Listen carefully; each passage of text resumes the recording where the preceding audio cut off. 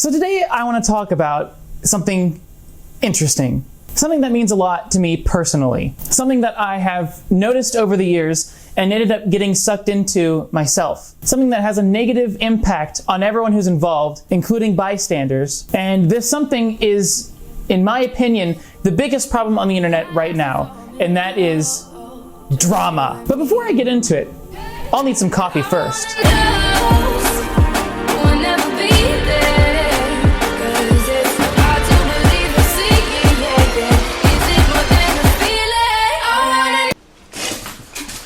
Jesus Christ.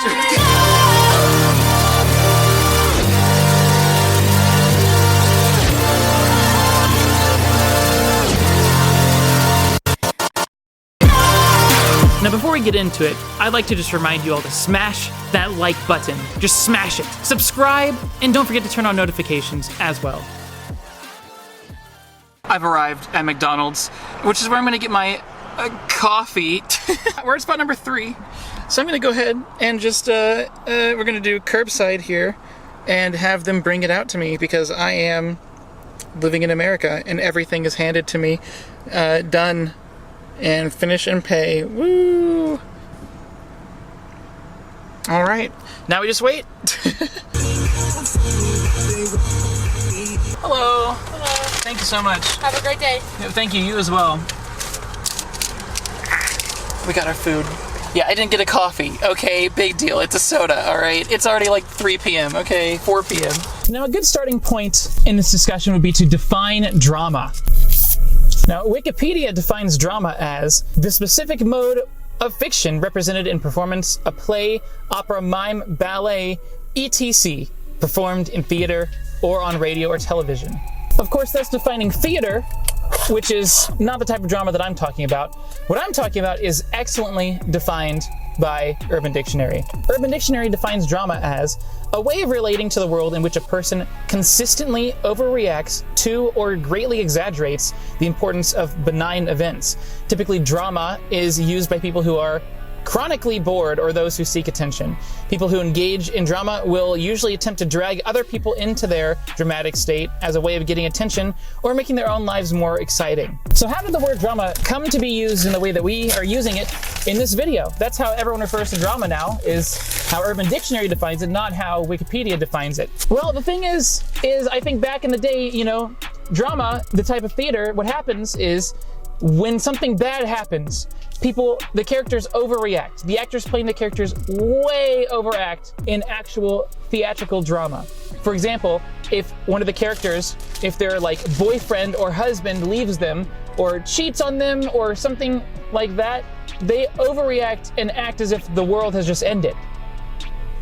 Obviously, that's not really the case. They're blowing what happened way out of proportion. Sure, it might be bad that your boyfriend or husband left you, but they make it seem like the world has ended. Now here's a lovely little example of a dramatic theater performance. Just listen to the way that the kid, the actor playing the kid, just listen to the way that they talk, the way that they react to the mom. It makes no sense what they're saying. They're just rambling on and on about stuff that makes no sense.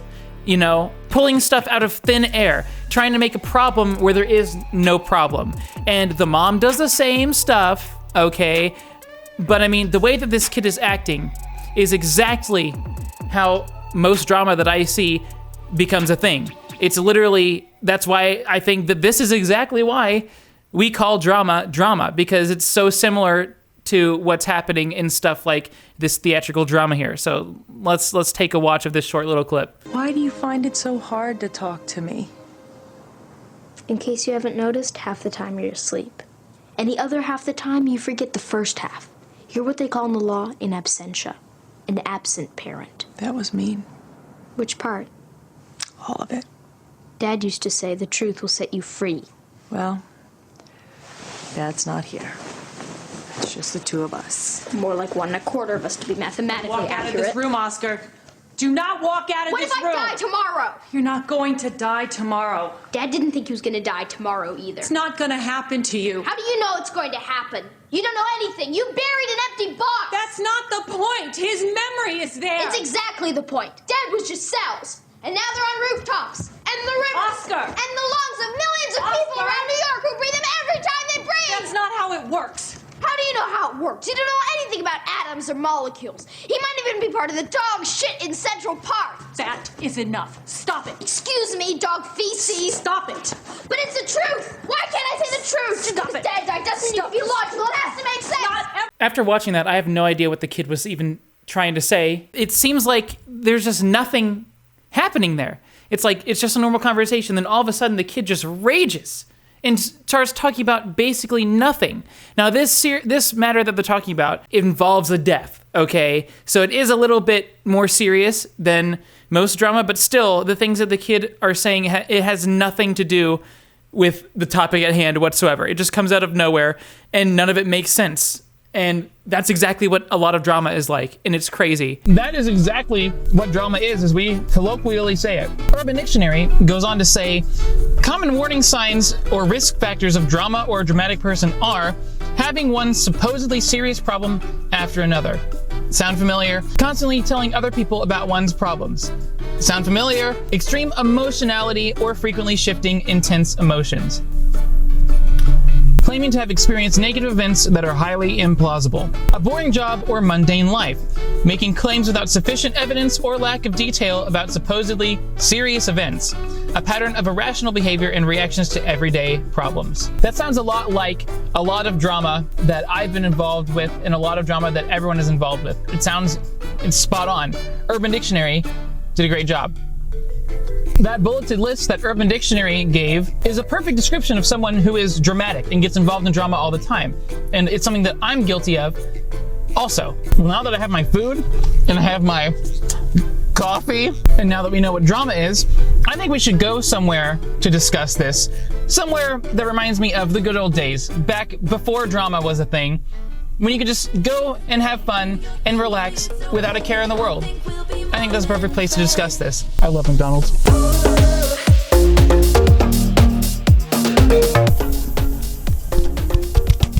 Now, drama is very interesting to me because I've had my own experience with it, and I wonder if anyone else has had the same experience. So let me know in the comments down below. When I was younger, I thought of drama as something that only happens in TV, movies, tabloids, all that stuff, until I went to high school. Before high school, life was pretty easy and pretty drama-free. There was never really any problems at all. It was just very relaxed, I had a few friends, but not that many. I had maybe 2 or 3 friends throughout elementary and middle school, but I never really witnessed too much that would be considered drama during that time period. Every time I would hear about drama from the outside world, outside of my own little bubble, I was always amazed at how insignificant and how small the things that people got outraged about were. We always had the TV on in our living room when I was growing up, and Access Hollywood would come on every once in a while. And on Access Hollywood, they like to blow things way out of proportion.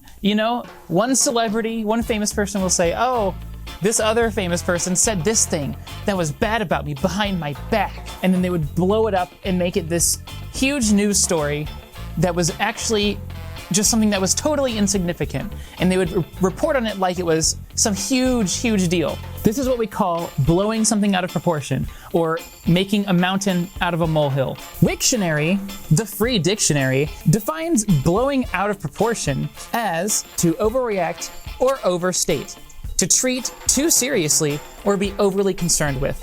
This is what every tabloid and Hollywood Access type media does with all their stories. They blow it out of proportion. They treat these insignificant events as if they're some huge deal, when frankly these situations don't affect anyone who's not directly involved in any way whatsoever. Now, despite the existence of drama in the world during this time, it just didn't seem like it was as widespread as it is now. It wasn't really until I got into high school that things started getting heated up a little bit. Before high school, things were as calm as this lake is behind me. There was hardly any drama, if any at all. But of course, as you go through time and as everyone gets older, the waters start becoming choppy. Now in high school, I did a very good job of staying out of it, I was friends with a ton of people from different friend groups. Some people who played football, some cheerleaders. I was friends with the people who had no other friends. Just everyone. It was really weird. What I noticed was that a lot of these people, they would just bring up drama to me. They would say, oh, this person said this about me behind my back. And they would act like it was the end of the world. They would act like that person was just the worst person in the world for doing that. But we've all said things about other people behind their back. Does that really make you a terrible person? If you do it constantly, all the time, maybe. But everyone does it. Everyone does bad things. It doesn't make you a bad person. But people like to take one specific example of someone doing something bad and make that person out to be an evil person because of it, which just is not usually the case. That's what drama is. It's blowing things way out of proportion. So what changed? How did I, and what seems like the rest of the world, get sucked into such petty drama all the time? What caused this cycle to happen? Well, what I think it is, this is my educated guess, is I think it's just a lack of perspective and self-awareness. It all starts like when you're in high school, in that little high school bubble, right? When you're in high school, you're in a bubble, and everything outside of that bubble becomes meaningless because your entire life is focused within that bubble. So why would you pay attention to anything outside of it? That's a trap that a lot of people fall into, is being sucked into this bubble. When you're in a bubble, there may not be any big major problems. At most high schools, this is the case. So that makes the smaller problems be blown up way bigger because there's no bigger problems to focus on. So everyone focuses on the smaller ones. And that is where drama comes from. It's blowing those small things out of proportion. That bubble is created, once again, on Twitter. It's once again created within the mainstream media. It's created within today's society because you have the ability to completely change your bubble entirely, especially with Twitter, because you're able to block people. A lot of people will just go and block anyone who disagrees with them. So they think that they're in the right always. They think that their issues really matter, because they're not hearing people who disagree with that. So they form their own little bubble, which is also known as an echo chamber, because now you have nobody who's telling you that they disagree. So you're just bouncing reinforcement off of other people who agree with you, and you're not even paying attention to people who disagree with you. And when you think you're always right, that just leads to more drama. Just like on Twitter, how pretty much most things have no impact on the actual world outside of Twitter. Most drama on Twitter has no impact on the outside world. It's just between whoever the petty quarrel is between. Even if everyone on Twitter is talking about it, most likely no one else outside of Twitter even cares. Like, it's not a big thing that's talked about everywhere else in the world. And that's exactly how it happens in high school also. What happens in your little bubble of high school does not affect the outside world. But to you, it is everything. It has so much more weight because it is all that you know. It's your entire life. And that's how it is on Twitter.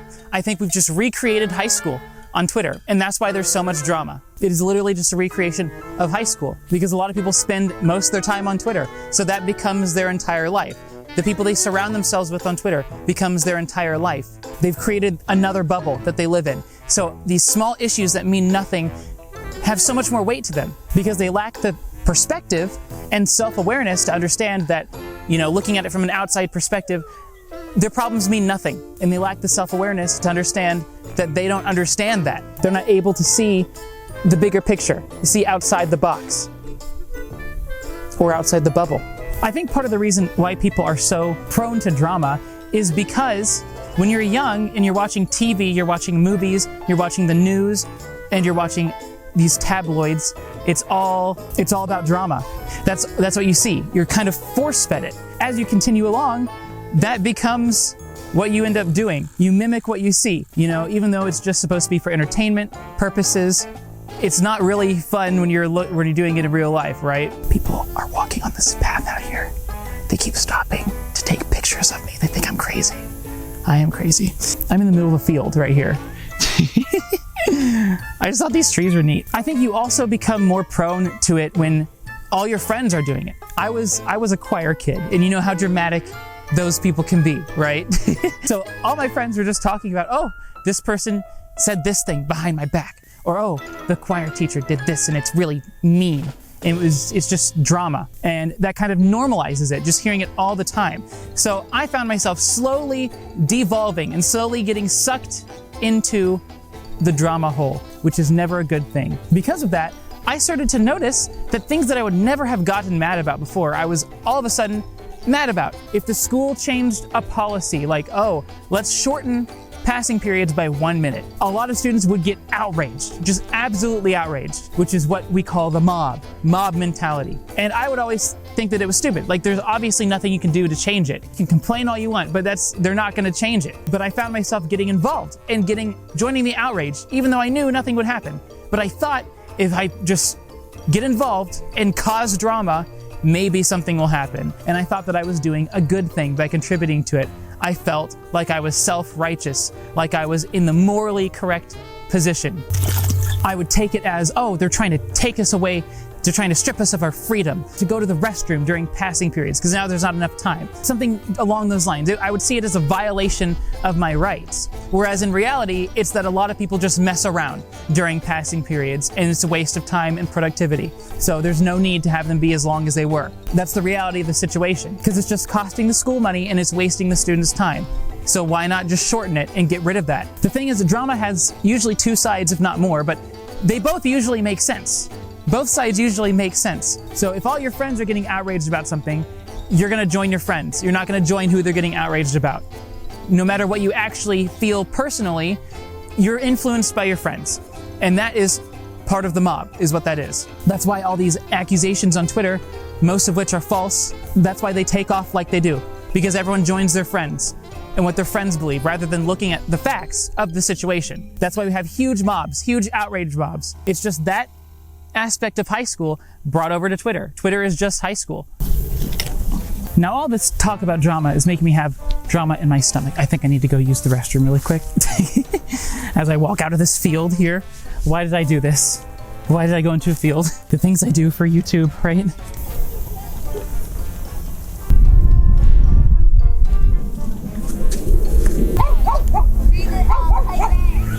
Now that I've used the restroom, if you enjoy what I'm doing here, you can support me on Patreon for just $1 per month. Link is down below. My lovely patrons are on your screen right now.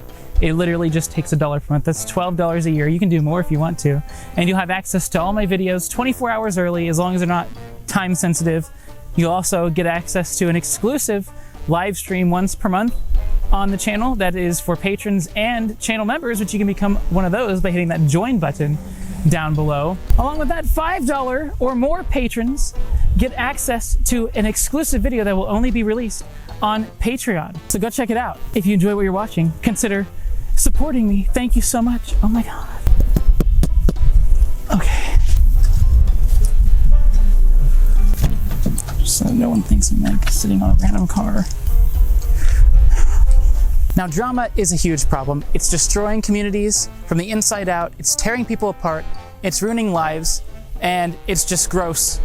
Now, that sounds pretty grim, but I believe that it is possible to make change. But it's up to the individual. You watching, me, it's up to everyone. It's as simple as just not feeding into it. If someone tries to involve you in pointless drama, just ignore it. It's literally that easy. Especially if you have a career online, it's gonna happen every single day, and there's gonna be hundreds of people trying to start drama with you. Just ignore it. There's no reason to feed into it, because as soon as you acknowledge it, you've validated that drama. I know that everyone watching has it in them to help contribute to make the world a better place. Drama is pointless. It's dumb. It's soul crushing. It is draining. It drains your life energy, because no side ever wins.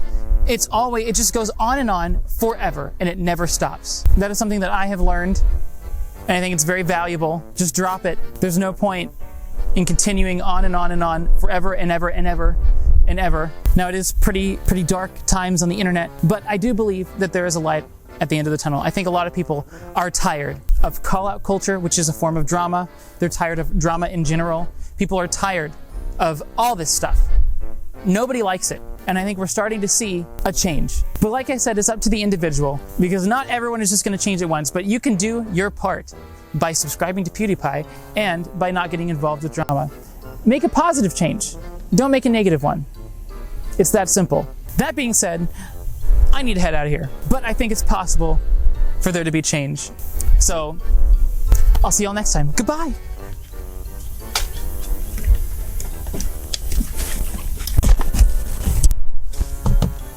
Penis.